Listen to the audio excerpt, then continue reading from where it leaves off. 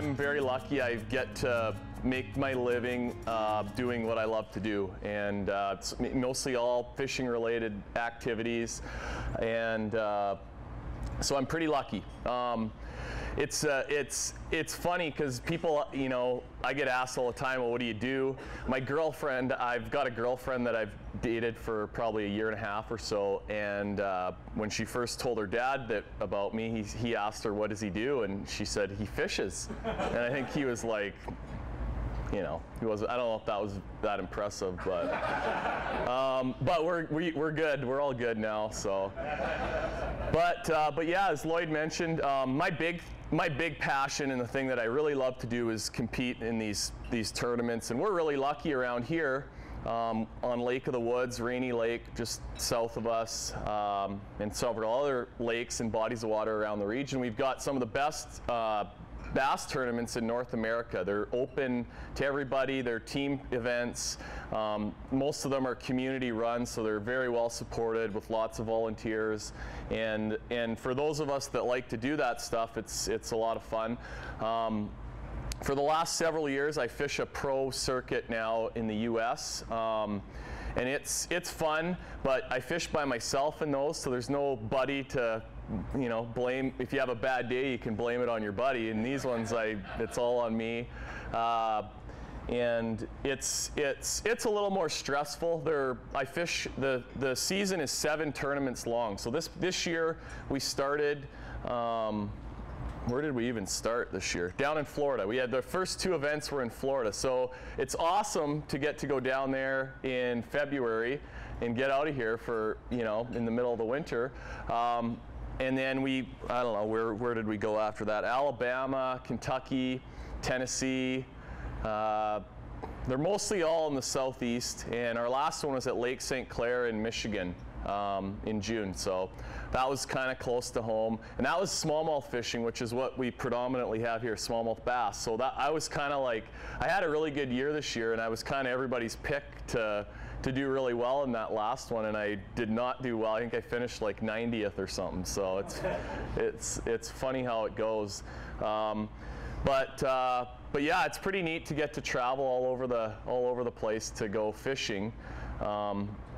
But these tournaments in the States, they actually have there's 7 of them. The entry fee is $5,000 per tournament, U.S. money. So there's a lot of stress if you don't do very good. It's like gambling, you don't win anything. So if you get on a roll of 3 or 4 bad ones in a row, that takes the fun out of it real fast. And then but when you have a couple good ones, you can win a lot of money, and it's good. I'm pretty lucky. I've got good sponsor support, so I get pretty much all my entry fees covered, and you know, and then I've been pretty lucky. I've won enough to sort of be ahead every year, so I'm able to keep doing it. And the first few years, it was a little more of a grind. You know, most of the lakes down there are reservoirs. They're actually man-made lakes that were maybe a river at one time, and they put a dam at each end of it.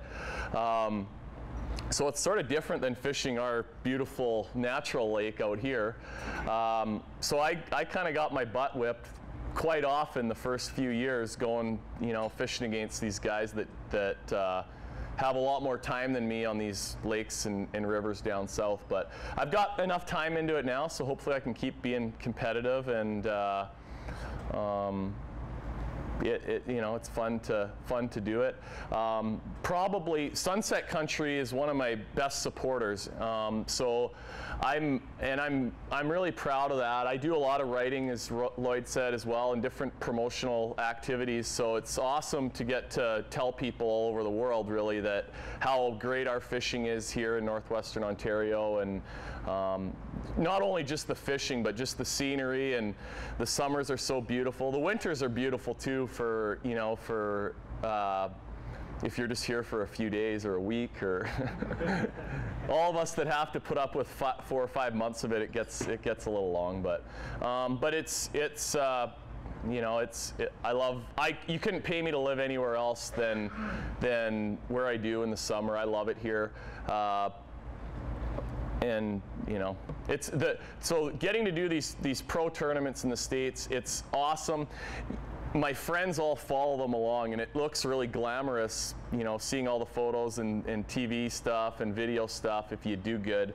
But the travel, it takes 36 hours to drive to South Florida. It's in towing a boat, and I've done it like through the worst snowstorms, and just being away from home for, you know, sometimes if we have a few of these back to back, I'm gone for 3 weeks or a month, that gets to be a little tough. But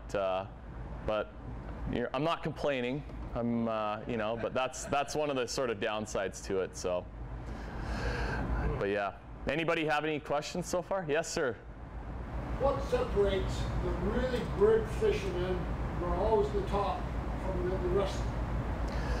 Yeah, so all these tournaments around here, there's a handful, probably, you know, 15 or 20 teams that are, one of them is usually going to win most of them. And in a one-day tournament, anybody could kind of get lucky and win.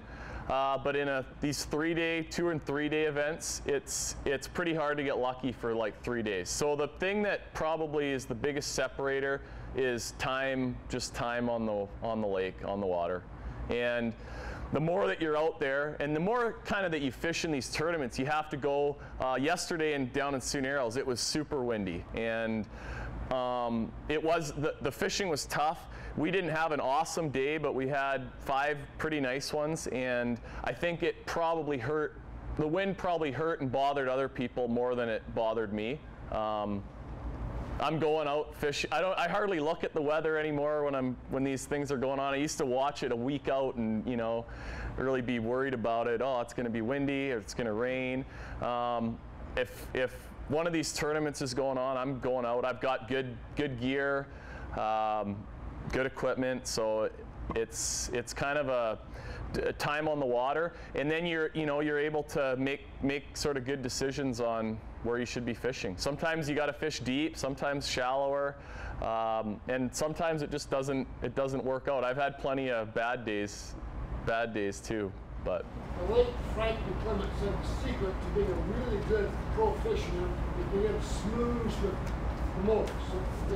And so he said if he had given up real estate, he too could have done much more time on the water. Well, Frank was definitely one of the best schmoozers in the whole town, I think, for sure. And you know, when I was really young and a teenager, he was always awesome, great to me. He gave me a lot of fishing tackle and gear when I was young, and he's a great guy.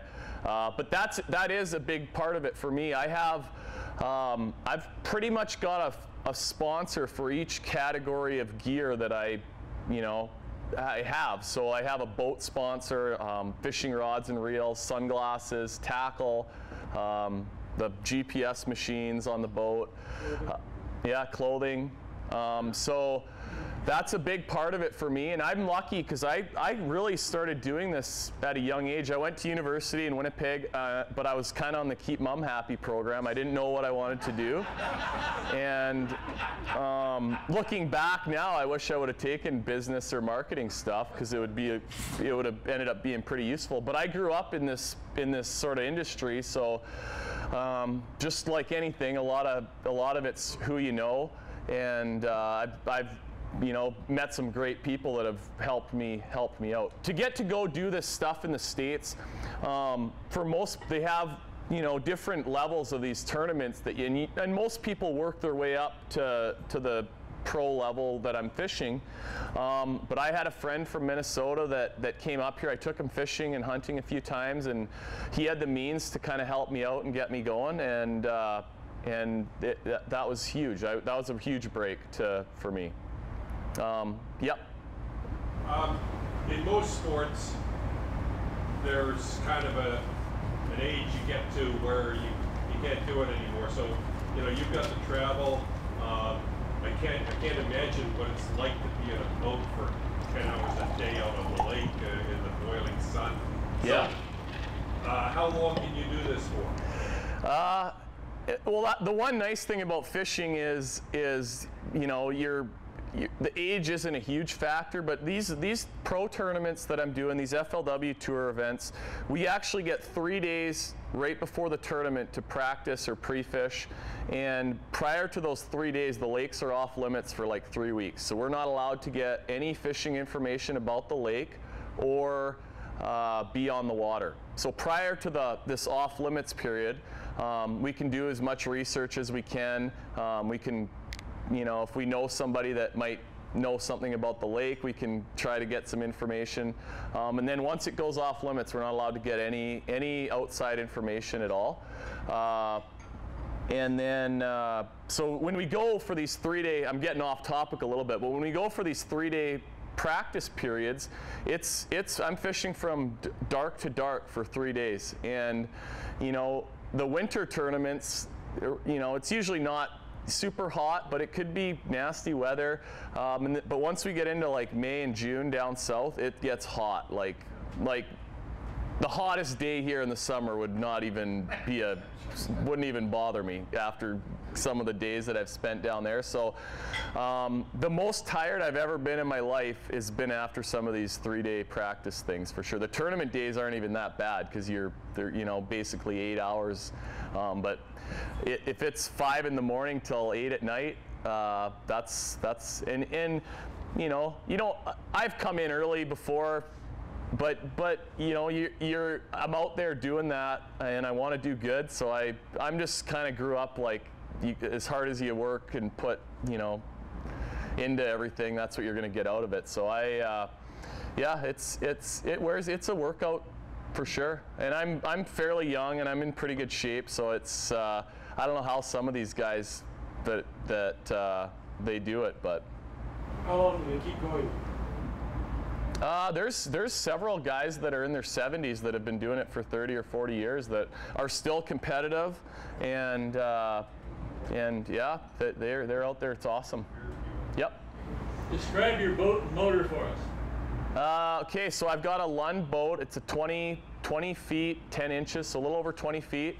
I got a 250 horse motor on it, and I've got 2 GPS fish finder machines that are on the console, one on the front, trolling motor on the front. I've got 2, I don't know, I'm sure many of you have seen that a lot of the boats now have these poles sticking up on the back, and I get asked all over the place. I get asked every week several times, what are those things on the back of your boat? But those are actually anchors. So they're poles that go down, and the ones I have, they'll go down 15 feet. So when I'm fishing up on the front, I can just hit a button with my foot, and if I'm in 15 feet of water or less, these poles will go down. They go down pretty fast, and they'll hold the boat like perfectly still. So it's pretty, the equipment, it's incredible from year to year how much better everything gets. The trolling motor on the front of my boat actually has GPS in it now. And I have a button on the pedal where I can it's called spot lock, and I hit that button and the boat won't move. So I do a lot of guiding. Yesterday, this weekend we fished out deep a lot for the bass, like offshore. It was almost like we were walleye fishing. So we would actually drive around, find the fish on our depth finder, and then try to get on top of them and just sort of jig fish right over top of the fish. So if one of us got one on, it was very windy, I could hit spot lock and we could kind of go to the back of the boat, net the fish. In these tournaments, we bring in the 5 biggest bass that you can each day. So we caught a lot of fish yesterday, but just not a lot of big ones. So we call it culling. So once we got our first 5 in the boat, as we caught a bigger one, we'd throw the smaller one out. So that sometimes takes a few minutes to sort out which fish is coming and going. And but this spot lock on the front of the boat is the most incredible thing that I've seen, for sure. Like I'm sure many of you fish. If you're walleye fishing out here on a hump, and you catch one, or you got to bait a hook for somebody in the boat, or you take a picture and it's windy, you can blow the length of this room off the spot in no time. So I hit that button and it just holds you right there. It's pretty neat. But, yep. So competitive guys are out there trying to win. Do you have any stories about encounters with people who are trying to get to the same spot you want to fish in? I mean, how do you handle that? You want to be on the same. Oh yeah.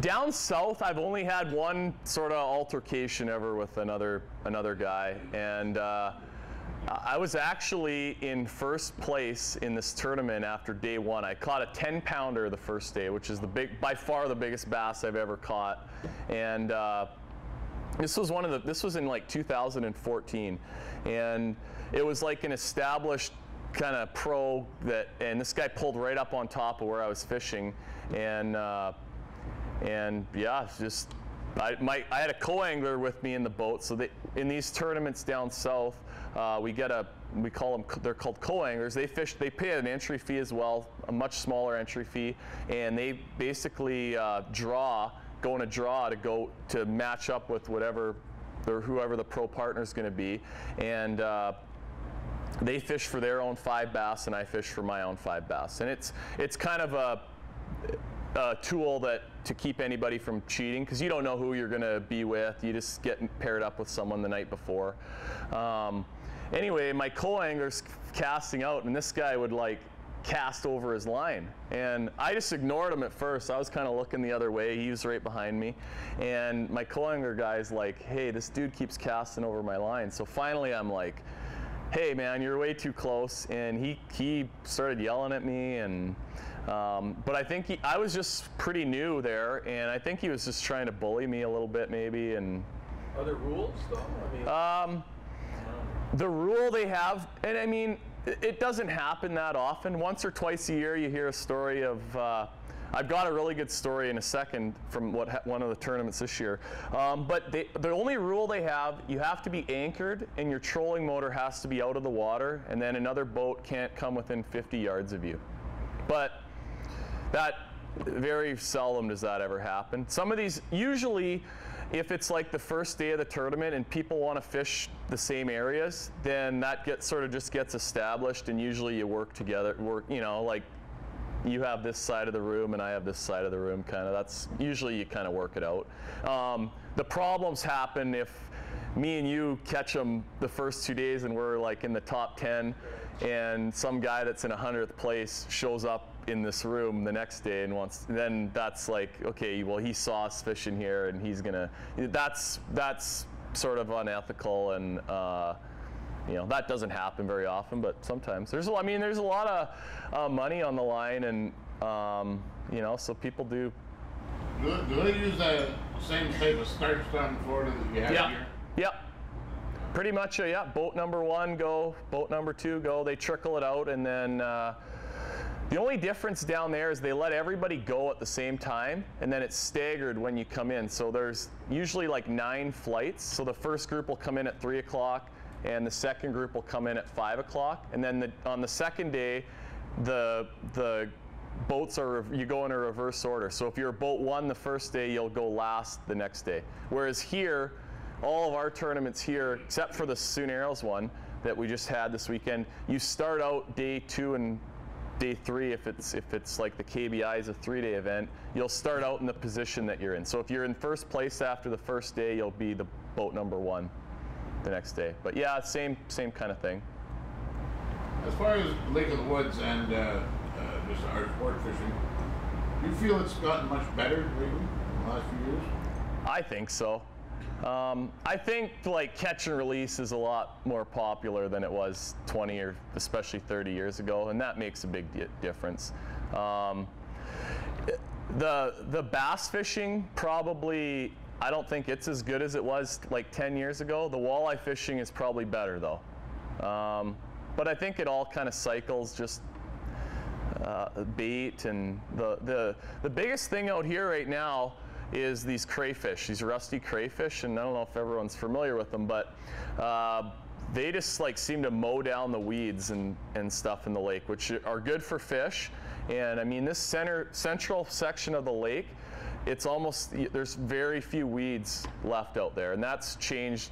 It's just a big habitat change, and that's changed, you know, some areas that were really good for fishing aren't anymore. So would that make it bad for the bass in that area then? A little bit, yeah.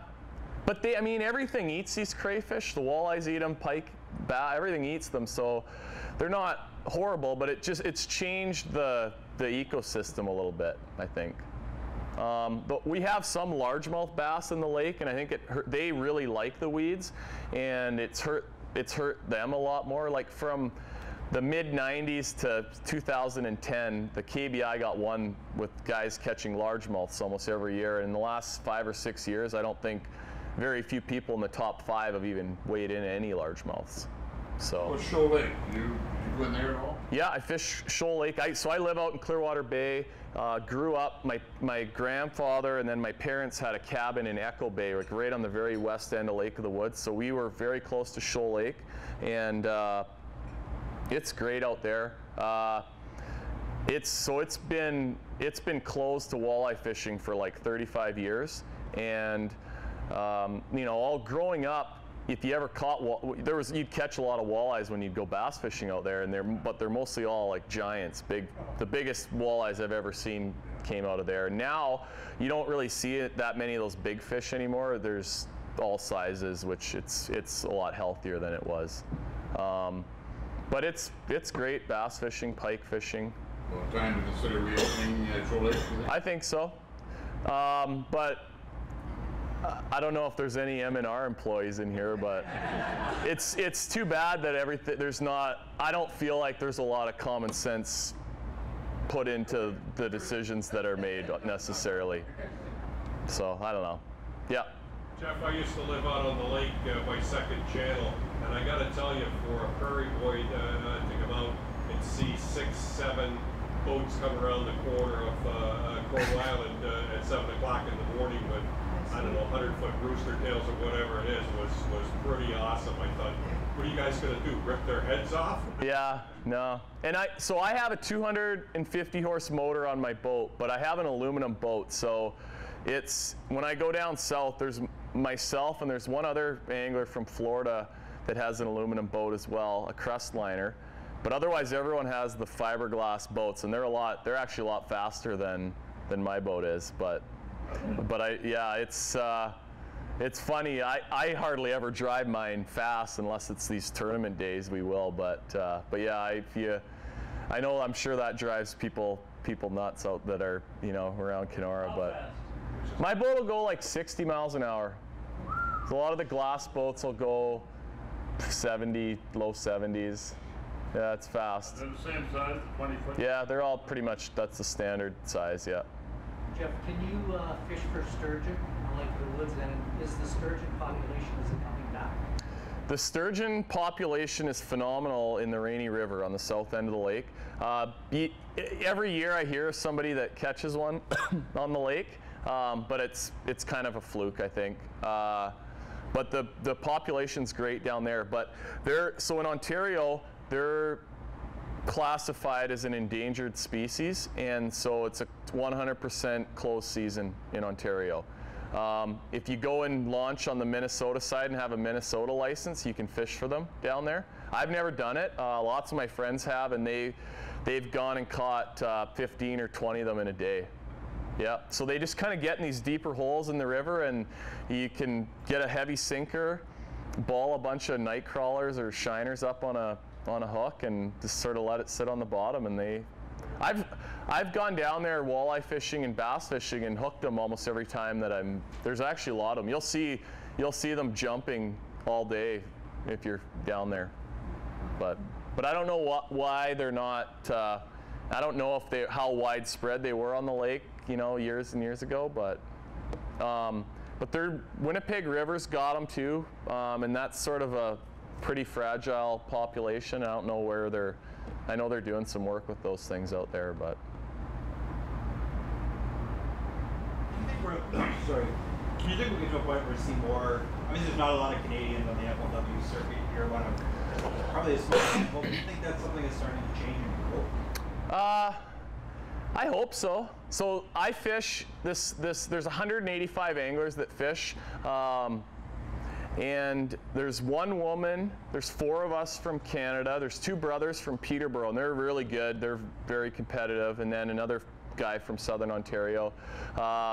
There's 3 or 4 anglers from Japan, and 1 from Australia, and I think that's it for international people, but it's like a lot of my good buddies here that are really competitive in these tournaments too. They could go down there and do pretty good, but it's just, you know, if you had a real Monday to Friday job or you had a family, it would be it's a big commitment to because you got to go and put your time into doing it, and it's expensive.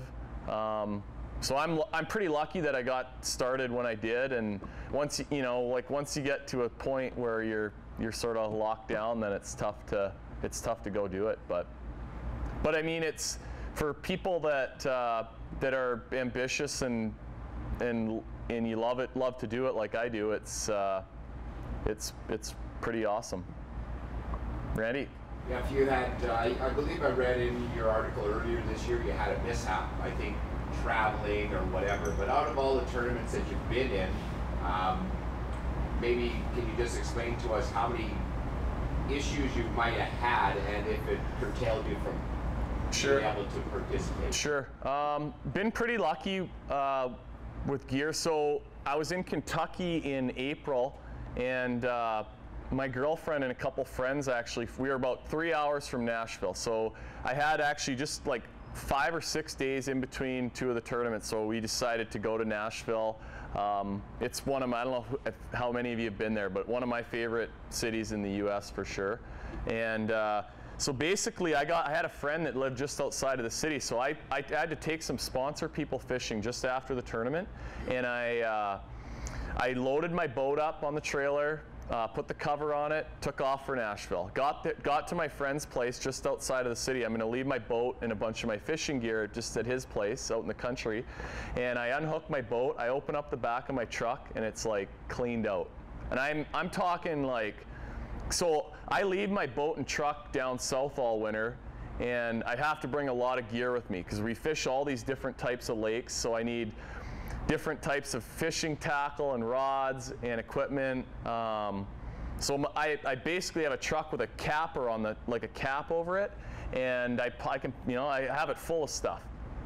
So I opened the back of it up, and like I had 2 bundles of fishing rods were gone, like probably 15 or 20 fishing rods, and these aren't like, these are all, if you had to buy them, they're all between $600 and $1,500 a piece. These like, yeah, like it's all high-end stuff, and like 15 tackle boxes, like the little trays, but just irreplaceable stuff. So I'm like, I don't even know what to say or what to do. So I call the police there, and this lady's like, well, I tell her what I'm in Nashville now. I just found this out. Oh, well, if you're out of the state, we can't do anything for you. You have to call the state police.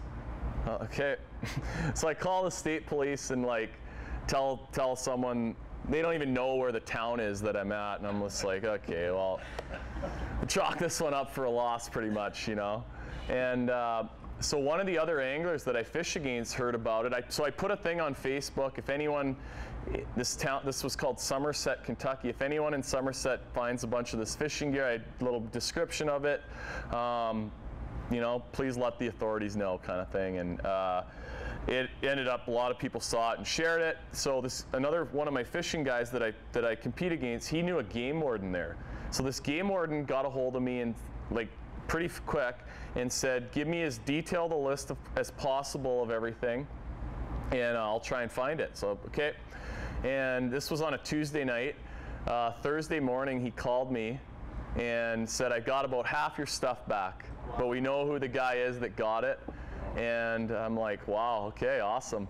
So he took it to a flea market like a mile from the boat ramp that everything got stolen from, a day and a half later. Like, I'm so lucky.